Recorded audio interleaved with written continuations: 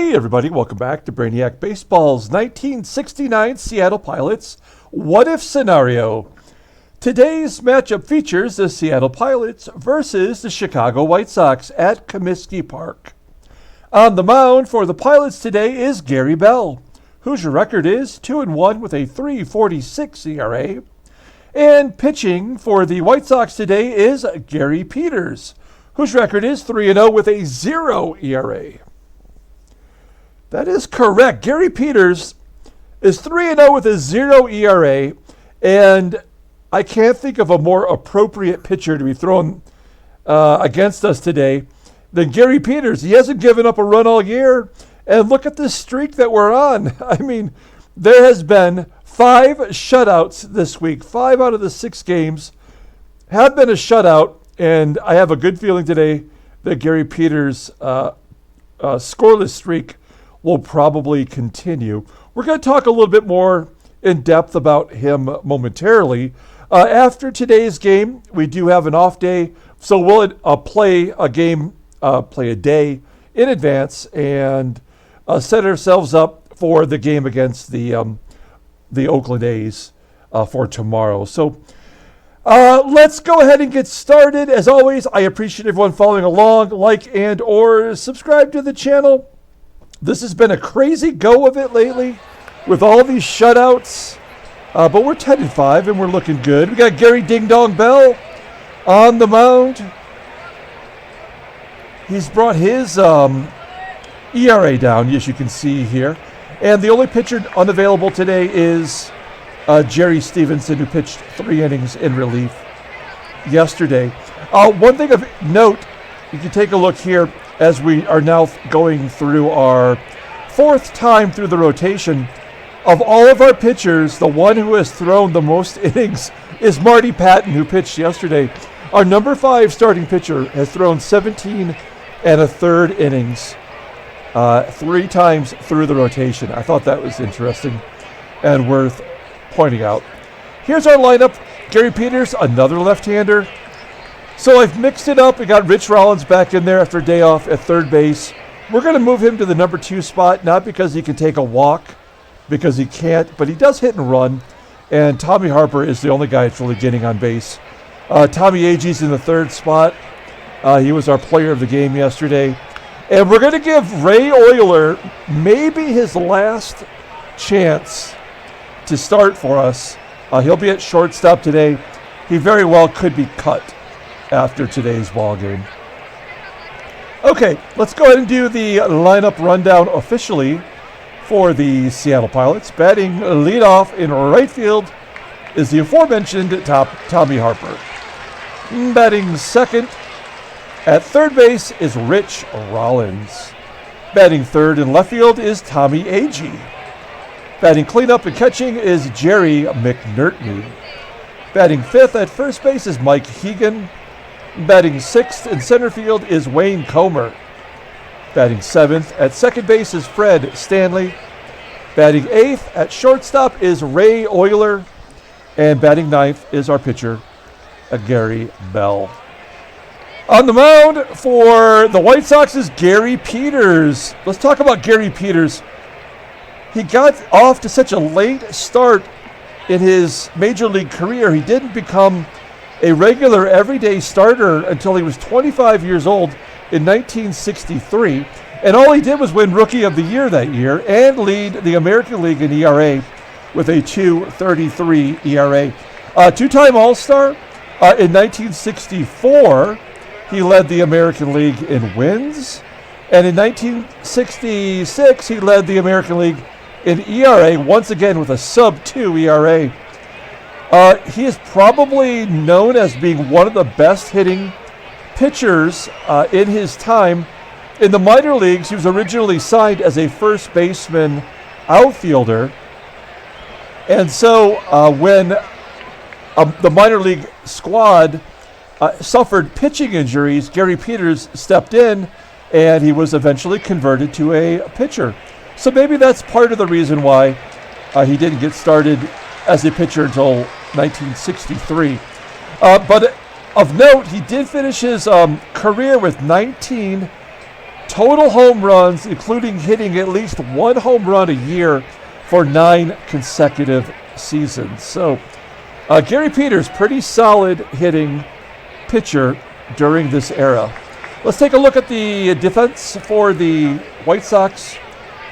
Again, the shortstop, Woodie Held, the only player who's sub 80, and everybody else is the same as yesterday. So let's get today's game going. Here is Tommie Harper leading off against Gary Peters. Harper still batting over 300, batting .327 with 4 home runs, leading the team in both categories. He flies out to left field as Carlos May makes the catch. 1 down.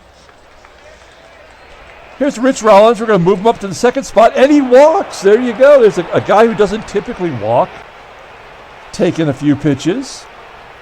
So we've got a runner on first with 1 down. Here's Tommie Agee. He's leading the team in strikeouts. Pounds the ball hard to short, but Woodie Held either could not turn it because of his rating, or maybe Agee beats it out. Now, what is the stolen base percentage? We went with this yesterday and were successful. We're going to give it another shot here. Agee's going to be running, 76% chance of success. Terrible arm on the catcher, Pavletich, and he does steal second base. So Agee in scoring position for McNertney, who does lead the team in RBI with 14. And he pops it up. So that's the same result as yesterday in the first inning. We go to the bottom half of the first. Let's do the White Sox lineup rundown. Well, they do have a different leadoff man. It's Buddy Bradford leading off, playing center field. Batting second at first base is Bob Spence. Batting third in right field is Johnny Callison. Batting cleanup, playing shortstop, is Woodie Held. Batting fifth and catching is Don Pavletich. Batting sixth at third base is Bill Melton. Batting seventh in left field is Carlos May. And batting eighth, playing second base, is Ron Hansen, followed by Gary Peters. Batting ninth and pitching. So let's take a look at Gary Bell. Had a good bounce back start. He threw, actually I think he's gone he's gone 2 starts in a row where he's only given up 1 run. So after that disastrous opening day start, he's been pretty solid. He's 2-1 with a .346 ERA, more walks than strikeouts, but that's turning around a little bit. In fact, he's got more walks, more than a walk per inning. That's terrible. Fastball tops out at 89 miles an hour. Ground ball percentage is 44%. Fastball is rated in 85, and a couple other decent pitches, both below league average. He is rated in 80, which is the league average. The 32-year-old righty goes to free agency next year. Let's take a look at our defense. And as per usual, Fred Stanley at second base, out of position, rated a 71. And Harper out there in right is playing good defensively, but lowly rated. Okay, Buddy Bradford leading off against Gary Bell. Bradford 0 for 7 this season. Hits a ground ball to Stanley, and Stanley tosses him out. 1 down. Here's Bob Spence. Spence batting .313 with a home run, and he walks. So Bell and that control issue, I have a feeling, is going to be our downfall today. Runner on first. Here's Johnny Callison down in the 3 spot as he laces a base hit into right field. Spence holds at second. We've got to keep our fingers crossed for a double play, perhaps, as Woodie Held steps in, batting .286. No home runs, playing straight away. There's a ground ball to second. That could be 2, and it is a double play. So a good job by Bell getting out of the jam. We go to the top of the second. Mike Hegan leading off. It's Hegan, Comer, and Stanley due up. Lefty on lefty. Hegan hits a line drive to left. There's out number 1. Next up is Wayne Comer, and a base hit up the middle. So Comer's kind of been our hottest hitter lately. Runner on first. I think we got to play a little. Oh, gosh, I hate even doing this. We got to play a little bit of small ball here. We're going to try to drop down a sack bunt for Stanley. We tried this yesterday, and of course it was unsuccessful. Everything we did was wrong yesterday. There's a ground ball. Nice bunt to third, and Comer gets over for Ray Oyler.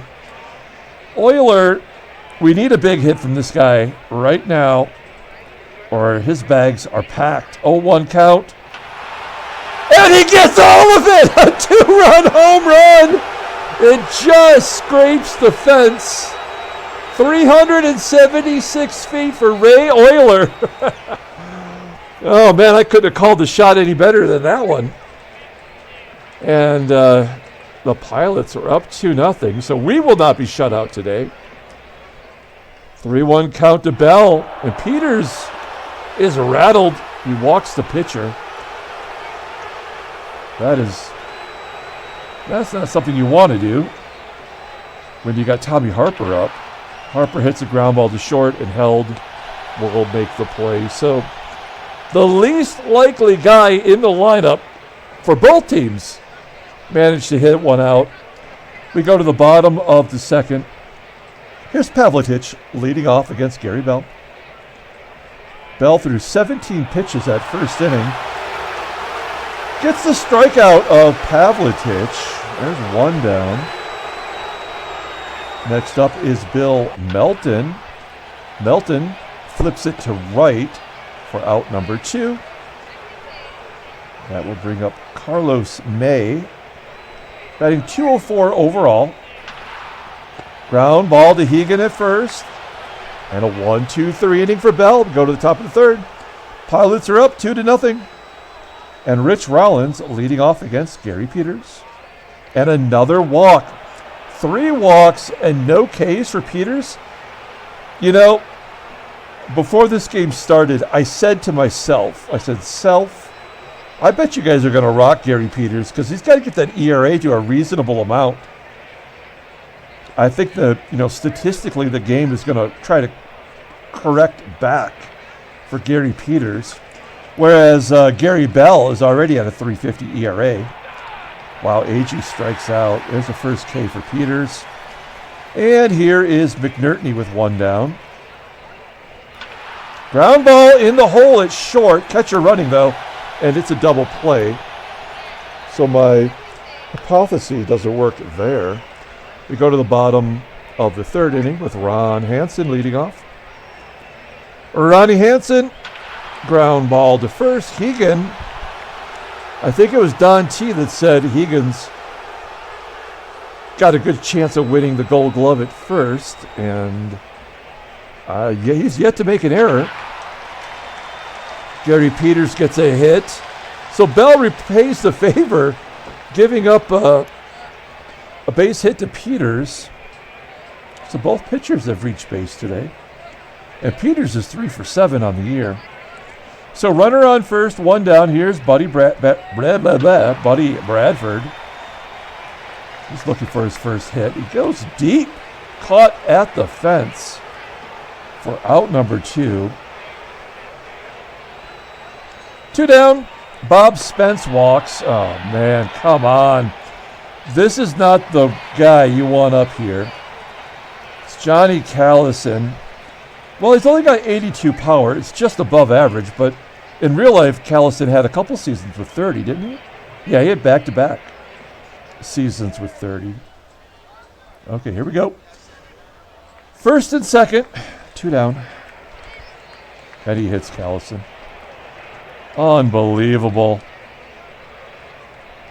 Bases loaded for Woodie Held. Lowest rated batter in the lineup. And he strikes him out. We preserved the shutout. Head to the top of the 4th inning. I don't think Gary Bell's going to last long, though, if he keeps loading the bases. Going to the top of the 4th, Mike Hegan leading off. That was a sinking curveball, I think. Yeah, just a regular curve.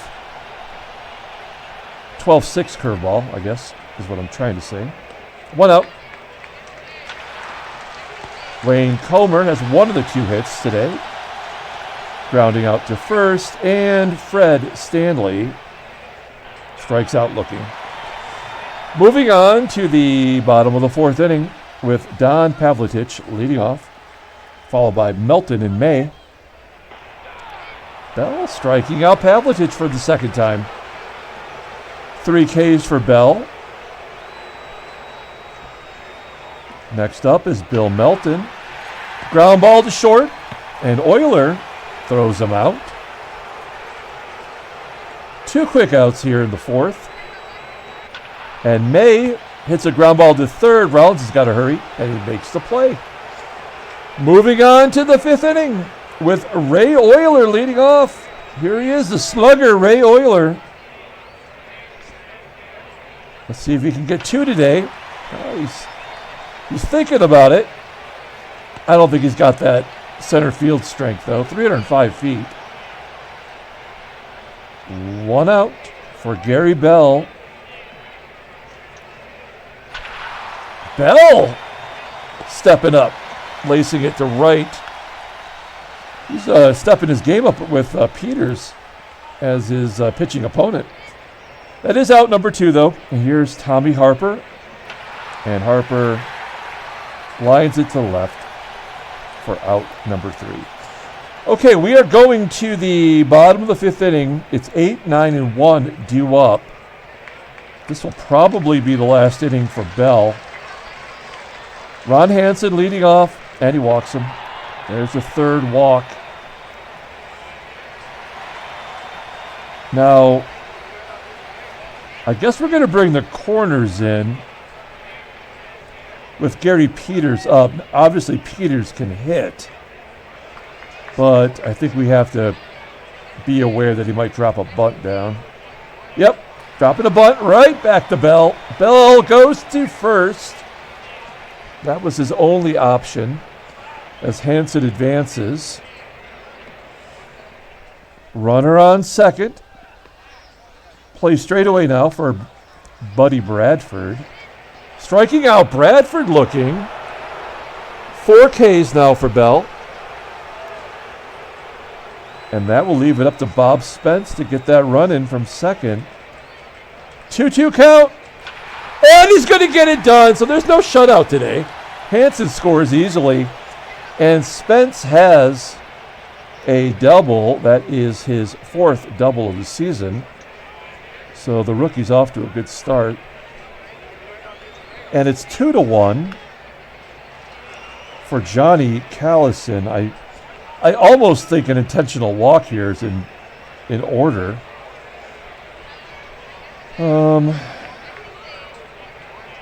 With Woodie held up. I guess we're going to pitch to him. It's only the 5th inning. Here we go. 2-2 count. And he pops up. Oh, that might fall in. Oh, it does fall in! Spence scores and it's tied at 2. Oh, man. That looked like it was off the end of the bat and popped up on the infield, but it carried deep enough to drop in front of our left fielder, Agee, and the game is tied. Bell is officially tired.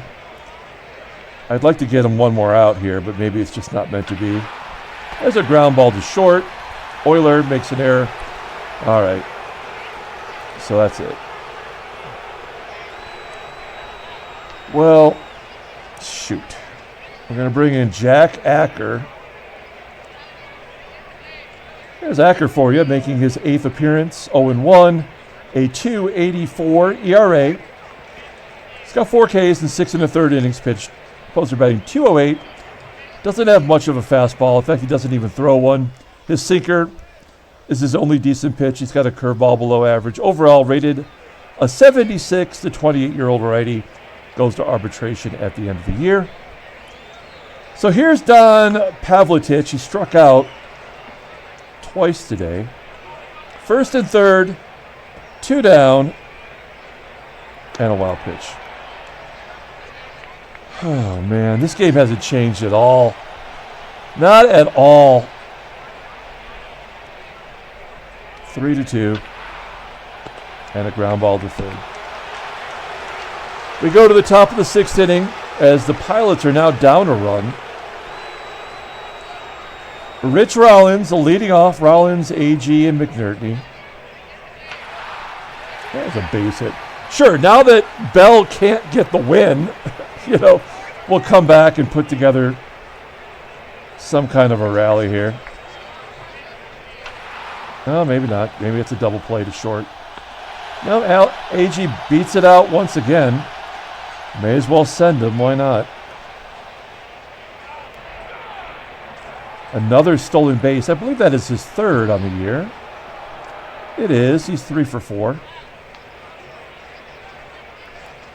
And in scoring position for McNertney, whose average is totally dropping right now, down to 315. There's a ground ball to second. At the very least, gets Agee over. Maybe they'll throw a wild pitch. Of course they won't. That would never happen. As Hegan strikes out. We are going to the 6th inning. Bottom of the 6th. Bill Melton leading off. And that's going to be a gapper. And another double. Melton, his 2nd double of the season. Runner on 2nd. Here's Carlos May, nobody out, and a walk.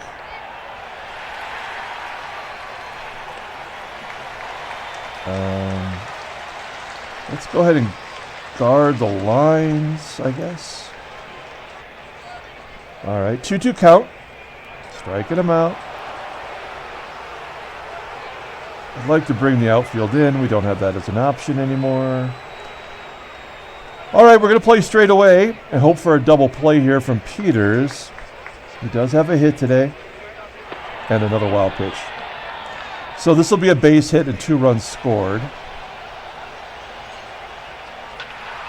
That's going to be a sac fly.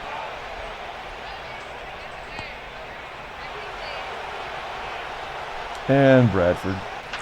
This game hasn't changed at all.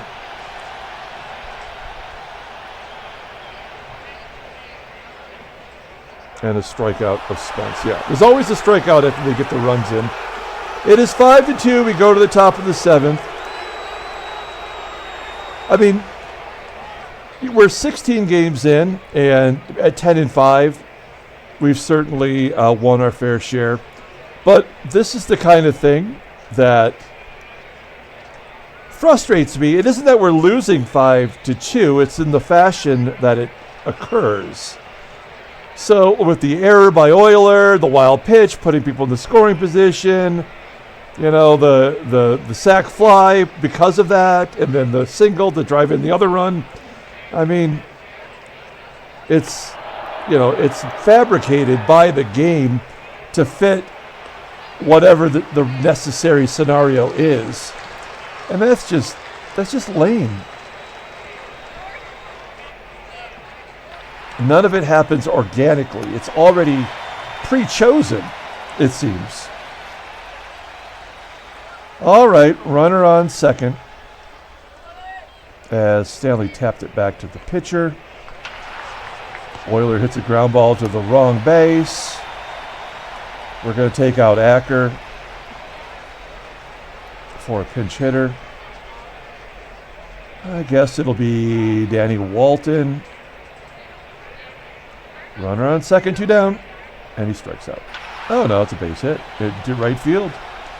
Good job fighting off the 0-2 count, and a run scores. One swing of the bat would tie it up. One swing does not. We go to the bottom of the of the 7th. Let's bring in a new pitcher. We have one lefty coming up. John Morris, not great. So we'll bring in Ron Locke, who's been a pleasant surprise. 6th appearance, no record, 169 ERA, more walks and strikeouts, of course. Opponents are batting 111 against him. Doesn't give up any hits, but he'll walk you. Does have a save. goes to arbitration next year. Here we go. Johnny Callison. Down ball to short. Oyler already made one error. Makes the play. One out. A comebacker from Woodie held. And Locke tosses him out. 2 quick outs. Here is Pavletich. And that might fall in. Yep. Base hit for Pavletich. 7th White Sox hit today. Here's Bill Melton. And a ground ball to second will end the inning. Moving on to the 8th inning. White Sox are up 5-3. Here's Rich Rollins. Rollins popping it up. Yeah, all of our team, individual batting averages or overall team batting average, all coming back to their proper, numbers that make sense. I mean, Harper has dropped 75 points this week. McNertney on the verge of going under 300. Oh, he's going to hold with a base hit. Hegan batting, about to bat under 200. Oh, he gets a hit. Maybe that's my new strategy, is to just call out what they should be doing in this at-bat, and then they'll do the opposite thing. There we go. That's more like it. We go to the bottom of the 8th inning. Here's Carlos May leading off. Strikeout. Ron Hansen. Ground ball to second. And Peters will be pinch hit for by Dick Kenworthy. He's a right-hander, 1 for 5 this year. Ground ball to Hegan. We're going to the 9th. They're bringing in Bob Locker. Bob Poppin' Locker. Wow, he's been rocked. Given up 8 runs in 5 2/3 innings. 5 Ks. Posted batting .429, no saves. Doesn't have a fastball at all. Just a sinker and a slow curve. The 31-year-old righty goes to free agency in 71. Okay, well, it's the bottom of the lineup here. So this is a good time to get the guy right. Got to face Fred Stanley, who's completely fallen off the table. Oyler already had a home run, but a big costly error. And we're down to the final out. Here's Steve Whitaker.